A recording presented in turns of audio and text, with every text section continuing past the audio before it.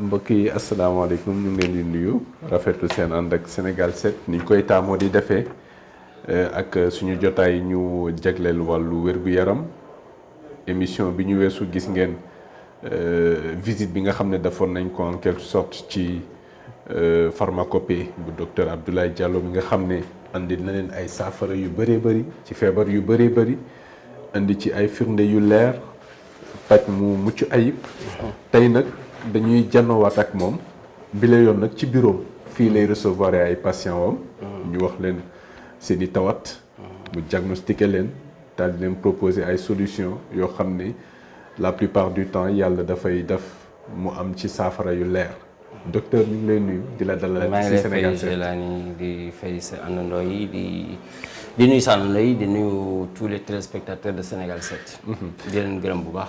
d'accord ñu ngi lay fay docteur tey nag dañu bëgg ñu waxtaanee ci wàllu hépatite B. d'accord. Hépatite boo doon def benn introduction bu ndaw noo ñu koy mën présenter. c'est une maladie virale. comme le sida. maanaam virus moo koy joxe. infectieuse. IST la donc. boo xam ne ci deret lay nekk son seul objectif c'est de pourrir le foie pour ne pas dire d'attaquer le foie parce que quand il dit attaquer le foie ça veut dire que quand il attaque le foie il cherche à détruire le foie te foie moom déjà ñëpp xam nañ ne morceau bu tuuti la bu yàqoo même greffe bi du yomb parce que kan moo lay may greffe kan moo lay may foie du sa doom du sa jabar parce que lay may moo gën a exposé que yow mi di ko recevoir donc man du ma jël sama foie di may sama doom wala sama jabar may man ma nekk ci à la mort loolu c'est suicide la. J'ouvre une parenthèse par là par exemple les plus riches les richards américains là ñoom bu ñu demee ba am 80 ans da ngay gis ñuy jënd cœur wala foie wala rein wala di changer seeni organes. mais cabinet njëriñ yi am na plus fort que ça ay garab yoo xamante ni day nettoyer poumon wala day nettoyer foie wala day nettoyer cœur wala day nettoyer pancréas et ça ne coûte même pas plus de 50 000. Ça c'est pas la peine de tuer des gens de demander qu'on tue des gens pour voler leurs organes et payer des milliards c'est pas la peine ça et faire des opérations renouveler ni ñuy raxasee biir garab raxas foie am na. raxas xol am na raxas pancréas am na raxas dënn am na pour les fumeurs raxas crâne sax am na donc kooku c'était une parenthèse. hépatite B dafa lëmbee àdduna nit ñi ils se sont pas rendu compte fi ngay xamee ne rek hépatite B bëri na mooy nga ñëw ci bureau bi par exemple 3 patients yoo recevoir am na ci kenn koo xamante ne hépatite B moo koy indi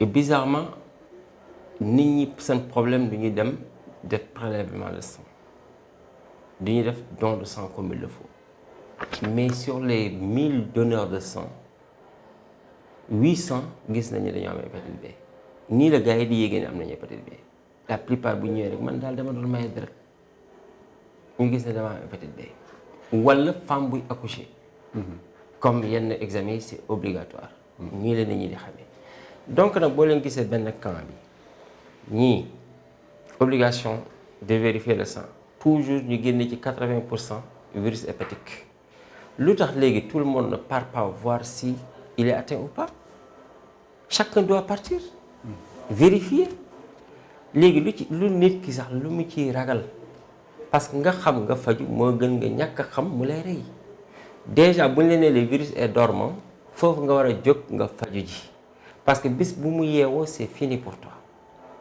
tubaab nag mënu ko faj xamuñ ci dara sax ñoom xanaa ay analyse loolu moom ñoo ko moom analyse moom ñooy ñu gën a ñoo ma ci gën a aay parce que du ma ne ñooy ñu ci gën a aay parce que gisuma keneen kuy faj hépatite ku dul man ñoo ma gën a aay ci analyse yi man sax bu ma la fajee pour xam ne wér nga il faut nga dem nga def charge virale te loolu man awma machine am affaire bi complémentarité la rek def ñii dañ may soxla man ma soxla leen fii c'est juste ça ma gëm sama bopp nag xam li may def alhamdulilah rabbil alamin mosuma ci am déception nit ñaa ngi faju di wér occidentaux yaa ngi ñëw hépatite sax extérieur lañu gën a mën a fajee que Sénégal parce que foofu moom les gens se consultent te macha allah tubaab bi iñaanuñu un Sénégalais ou un Ivoirien qui vient ci seen docteur foofu en Europe amoon hépatite ñëw 1 an après amatul hépatite wala 8 mois après amatul hépatite dañ lay laaj foo fajoo soo waxee Sénégal ku ñëw ñu ne demal Sénégal ñoom iñaanuñu hépatite B tubaab sax xamu ko njëkkuñ ko aussi signalé ki ñu gën a weddi ci àdduna te ñu gën a gëm kooku moo ko signalé mooy Seydina Muhammad sallallahu alayhi wa sallam moom moo njëkk ne bàyyi leen di naan di taxaw wala di lekkee main gauche day indi feebaru rees. ci loolu sax mën nga ñu waxaale généralement lu koy faral di indi en plus de li nga cité. waaw ça veut dire l'hépatite. feebaru foie mooy hépatite B.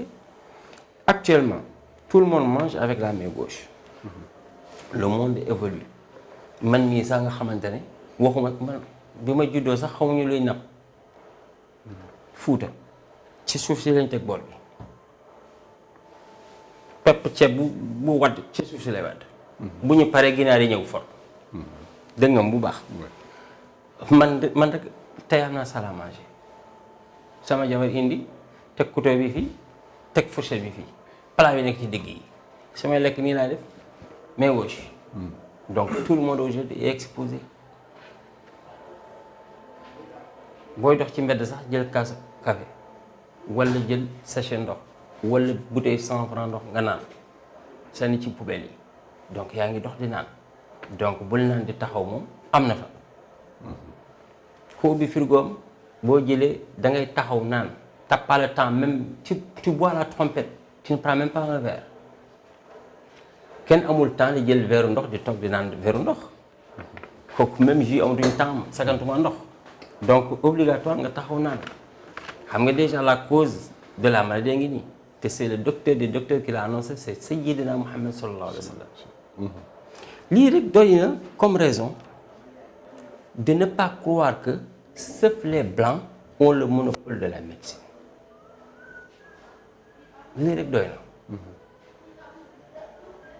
prophète Muhammad sallallahu alayhi wa sallam c'est un grand médecin moo tax bàyyi ne ko tabibi qaribun hal siqaami tasmu woyam boobu tabibi mooy le médecin xam nga et ainsi de suite Cheikh Ahmadou Bamba wooye na ko docteur yi tout xam nga ça c'est le docteur des docteurs Seydina Mohamed moo njëkk avertir que boo reeree doxal 500 mètres après nga ñëwaat donc ça veut dire 1 kilomètre il faut jamais manger la nuit et se coucher yooyu yëpp jàngale na ko Seydina Mohamed sallallahu alayhi wa sallam nee na del leen lekk pomme à 4 heures du matin del leen naan ndox bu sedd di sangoo ndox bu tàng day takk ay xale yu ndaw day guddal ay fan xam nga kooku docteur la Seydina Muhammad sallallahu alayhi wa sallam jàngale na 3 heures du matin del leen jël 3 cuillères à soupe de miel xam nga loolu day def lu bëri ci nit comprendre nga même l'histoire de couper son jeûne avec des dattes pour avoir assez de calories kooku docteur yi moo ko jàngale bref donc hépatite B doon virus buy lëmbee àdduna pour ne pas dire buy lëmbee réew mi nit ñi ça ne sert à rien nga am ko nga nëbb ko sa jabar da ngay seet ndax sa jabar infecté wul ndax wàlloo ko parce que mun nga ko transmettre ci rapport sexuel mun nga di ko embrasser parfois fekk ta salive a du sang salive kese nag mënul contaminer mais avec du sang léegi yow sax même booy doon faju sa jabar am ko sa faju bi c'est zéro mu ngi mel ni nga am infection ngay faju sa jabar fajuwul ça ne veut rien dire boo amee infection booy faju sa jabar day fajuwaale c'est la même chose donc nag et puis faj ko fi muy nelawee mooy dëgg gi c'est pas la peine ngeen di topp ñoo xamante ne leen di jox rendez-vous ñëwaatal par 3 mois ñëwaatal par 6 mois booy samba yow matin boobu nga jóge foofu à 15 heures virus bi mun na yow attaqué la léegi 6 mois lañ la jox rendez-vous donc yow même bu la dara arrivé dans une semaine doo dellu quelle maladresse nit ñi duñu yeewu quoi te bu ñu la doon jox tey garabu tenofovir lañ la jox d'ailleurs d'accord léegi li ma tàmm di wax rek ku mënul fexe ba faj virus fu muy nelawee bu yeewoo loo ci mën nañu waxante dëgg mënuloo gaynde gi dara fi mu nelawee nga xaar bi mu yeewu ay ci yeewoo gaañ léegi nag j'avais fait une vidéo ma jum naan dañuy éviter des légumes c'était juste benn lapsus am benn docteur bu nekk côté te ngi xaw ma ku ñëw mu ne la bu lekk légume ay waay ñi am hépatite B lekk leen légume moo gën a baax ci yéen lekk leen fruit moo gën a baax ci yéen li ngeen di moytu mooy suppu kànja li ngeen di moytu mooy lu niin beurre fromage mayonnaise li ngeen di moytu mooy les fruits de mer surtout les fruits de mer c'est hyper dangereux. Ah bon? Bon am na lu ma bëggul wax par exemple hépatite man damay naan hépatite bi mu gënee feeñ ci Sénégal mooy bi bateau lu Joola suuxee jën yi dañ doon lekk nit ñi di lekk jën yi donc voilà quoi foofu la ñu bëri foofu la ñu découvrir hépatite ñu bëri laa wax na ñu bëri et puis aussi dans les rangs mooy militaires yi ñoom dañuy weccoo ay t-shirt xam nga ay kudd ay kaasu ataaya parce que ça se transmet aussi par la sueur ñàkk da koy wàll comprendre nga hépatite moom sama domaine d'accord comme colopathie ni mu nekkee sama domaine comme hémorroïde ni mu nekkee sama domaine comme cystite ni mu nekkee sama domaine d'ailleurs boo amee cystite di faju hépatite doo wér il faut nga traiter cystite bi dès le premier mois ou dès le deuxième mois. Comme ça, on continue parce que tu as droit à 8 mois de traitement.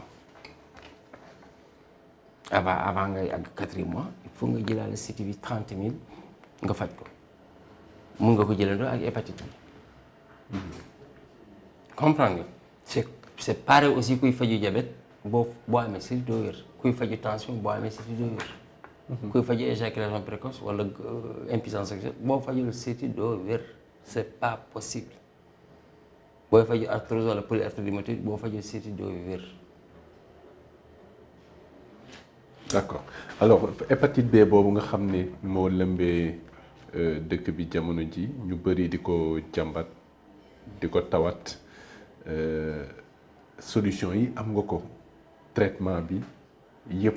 ci cabinet Njadiri. oui naka lay tëddee. c'est un peu cher. pour dire vrai. du ñeexu ñebe kenn nag. waaw man si je pouvais en déduire même 1000 francs j'allais le faire mais c'est extrêmement cher. Bon, je ne peux rien diminuer parce que je ne gagne presque rien du tout. xam nga lu mot 430 000. yow li nga ci am bu motul 10 000. ça vaut pas la peine. Le mois c'est 50 000 francs. Pendant 8 mois. Mois bu nekk 50 000 ça fait 400 000. Mais premier mois bi ak 4e mois bi da ngay boole raxas biir bi donc 15 000 15 000 c'est pourquoi c'est 430 000 au total.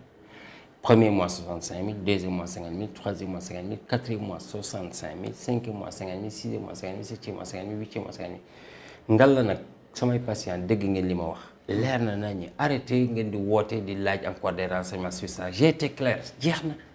bu leen saturer le message WhatsApp yi. ñi ngeen di yónnee message noonu la millions de personnes di yónnee message et on ne peut pas répondre à tout le monde.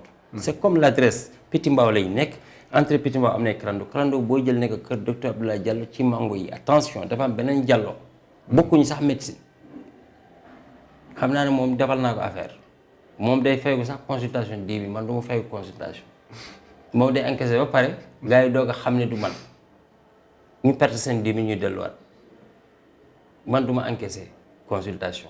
du ma fayagu ticket y a pas ça chez moi kooku sax côté Grand Mbao la nekk mais moo ma fi jiitu plus de 5 ans xaw ma 10 ans man 2020 laa fi ñëw sama kër gi maa ngi ko jënd en 2017 ou 18 ma nekk di ko réfectionner ba 2020 laa fi commencé dëkk léegi nag dëkkatuma fii parce que mënul nekk bureau ngay recevoir 200 personnes par jour aussi di décaler fii c'est pas possible. J'ai besoin quand même de m'éloigner un peu des bactéries quand même voilà. D'accord. Comprendre nga. oui joxe nga adresse bi wax nga ni ñu koy fajee ci ban numéro lañ la mën a jotee. 77 203 08 04 wala 77 959 28 09 man moom kenn mënu maa jot téléphone. Et que personne n'insiste j'ai pas ce temps secrétariat rek lañ mën a jot. man amoo temps kenn. D'accord. kooku moom na leer. koo xamante ne nag day imposer dina ñi dama bëgg wax ak docteur man je m'en fous de toi. boo ma soxlaa sa tànk nga ñëw. munoo da nga bëgg lu yomb jaar secrétariat nga traité ak ñoom. D'accord. basta. D'accord ñi après nag nañ naan dafa réew wala dafa kii non non non il faut revenir à la raison téléphone léegi la xew. waaw man je suis allergique au téléphone man damaa judd rek fekkee téléphone. et puis Fuuta laa juddoo fekk téléphone 1962 sama papa am na téléphone mooy téléphone yooyu ngeen naan nii. mu sonné poste. oui poste naan la foofu ban ligne nga bëgg mu roof fusible. te téléphone yooyu batterie la lañ ko doon chargé. damaa yow rek fekk ko sama papa ndaanaan la. te ñu ngi am portable depuis système AMS. léegi le système GSM xew. effectivement. comprendre waaw donc nañu yem. D'accord. safatuma aw ba temps téléphone man dama am jot di recevoir 200 000 appels par jour xanaa kon du ma liggéey du gis nee naa sama jabar maigrir ku jël téléphone bi 1 mois nga maigrir ku jël téléphone bi gérer 2 téléphones billahi 1 mois da ngay maigrir tu vas perdre 30 kilos amoo foo jaar boole ci ngay liggéey boole ci nga war a rester kër kooku elle est morte. Et man je suis exigeant en propreté booba après da ngay dofloo sa jabar sax sama taalu bu defee poussière sax damay bëgg a dee xam nga pas tout faire. D'accord ñoom daal ñu toog seen néeg yi. ay waay samba jaaxaan seen kaw la li yow waate dafa naan il faut obligatoirement qu'on appelle yaay kan yaa ma soxla di. apprendre ou à laisser. ban message ngay lancé ñi amee hépatite. nañ ñëw faju. Chez docteur. Quel autre message. nañu xam ne alhamdulilahi rabbil alamin yàlla toute époque moom mu def day def benn xutbu zaman non. à toute époque waaw toute époque nag am na koo xam ne day yor médecine bi. D'accord ñu ngi lay jaajëfal. may artoot encore état bi nañu bàyyi xel ci man pour sama sécurité. man je suis plus que le pétrole man comme mënuñu ma jàppale.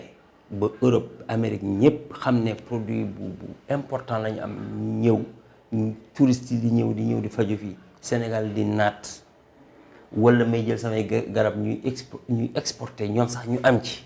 mënuñ ko quand même j'ai droit à demander qu'on me sécurise ñoom ñoo gën a xam les lobbies xam nañ ko yàlla na ma yàlla baal sax. parce que inna alladina qaalu rabbuna allah thumma istaqaamu tatanazzalu alayhim almalaika alla taxaafu wala tahzanu dégg nga ma. ceux qui disent que Dieu est notre Seigneur et font de bonnes œuvres là où vous êtes on vous envoie des anges en protection. n'ayez ni crainte ni peur. juum naa donc hasbunallahu wa ni'mal wakil Dieu est mon garant. wa axiru daawaana an alhamdulillahi rabbil alamin. jërëjëf. cheetetetet mais yow sa waay yow fu ñu la fekk yaa ngi ci kanamu ordinateur bi wala sa kanamu tablette ba sa téléphone portable lu xew mais damay lire ay information waaw xoolal boo bëgg am ay information yu leer nañ et en temps réel duggal ci www.senegal7.com ay information yu wóor man de maa ngi application Sénégal 7 lépp lu xew dama koy jot ci sama téléphone ci tàng bi te nag application Sénégal 7 am ko yomb na da ngay dugg ci Play Store wala Apple Store nga télécharge ko rek xam li xew ci réew mi ak la xew ci bitim réew te nag dara du la ci umpu. Vous voulez des informations en temps réel? Cliquez sur www.senegal7.com. Sénégal 7, le roi de l'information en temps réel.